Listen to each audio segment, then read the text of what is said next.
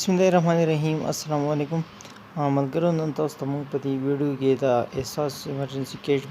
پوره معلومات درکو تاسو ته چې څومره کسانو ته پیسې میلاو شي یا کم ځایونو کې کم صوبو کې څومره پیسې میلاو شي ملګرو د اوسه پورې په غونډ پاکستان کې زموږ په غونډ ملک چې احساس ایمرجنسي کیش چې دی هغې په ذریعه باندې 1,20,03,000 نه سیوا محنتکش افراد ته چې دي 145 ارب 29 کروڑ روپیو نه زیات امدادي رقم چې دی هغه تقسیم شوی دی ملګرو د دې مقصد زما د ویډیو صرف دا دی چې په دې کې موږ ټول د ډیټا راغستې را تاسو سره شیر کوم چې په دې کې زموږ سره په غونډ پاکستان کې 1,20,03,000 خاندانونو ته 145 ارب 29 کروڑ روپۍ چې دی هغه امداد چې دی هغه تقسیم شوی ملګرو دا شان زموږ سره په اسلام آباد کې زموږ سره کوم صوبایي علاقې سره زموږ اب تک تقسیم شده رقم کی تفصیل زموږ سره دی او په دې کې زموږ سره 65,000 نه زیات افراد ته 78 کروڑ روپۍ چې هغه تقسیم شوي دي ملګرو د هغې نه بعد زموږ سره راځي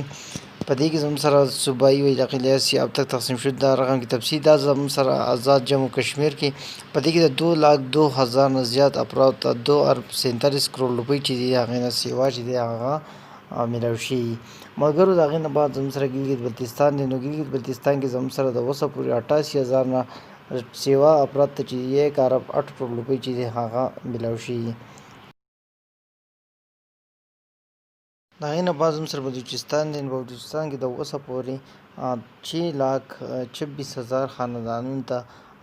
7 ارب 60 کروڑ روپیو نه زیات چې هغه تقسیم شي مګر دا زموږ سره د هرې صوبې زموږ سره ډیټا ده مګر د هغې نه بعد زموږ سره راځي خیبر پښتونخوا په خیبر پښتونخوا کې زموږ سره د اوسه پورې 21,21,00,000 او 34,000 خاندانونو ته 25 ارب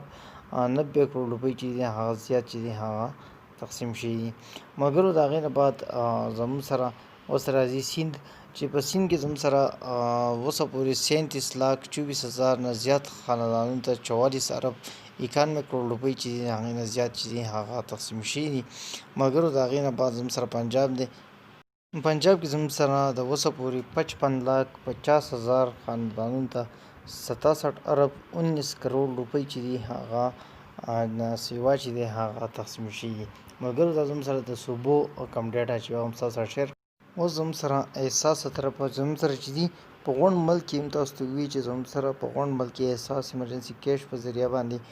1,23,91,000 مستحق خاندانونو ته 149 ارب 47 کروڑ روپۍ چې دي هغې نه سیوا چې دی هغه د عمران خان په حکومت کې تقسیم شي ملګرو د دې احساس ایمرجنسی کیش بجٹ زموږ سره 144 ارب سے بڑھا کر 203 ارب روپۍ کر دیا گیا زموږ سره احساس ایمرجنسی کیش 144 ارب روپۍ نو هغه کم نو هغې سیوا کو 203 ارب روپۍ چې کوم دی هغې ته ورسوه چې په دې کې زموږ سره څومره مستحق نور خاندانونه پاتې چې هغو ته دغه احساس ایمرجنسي کیش پیسې چې دي هغه میلاو شي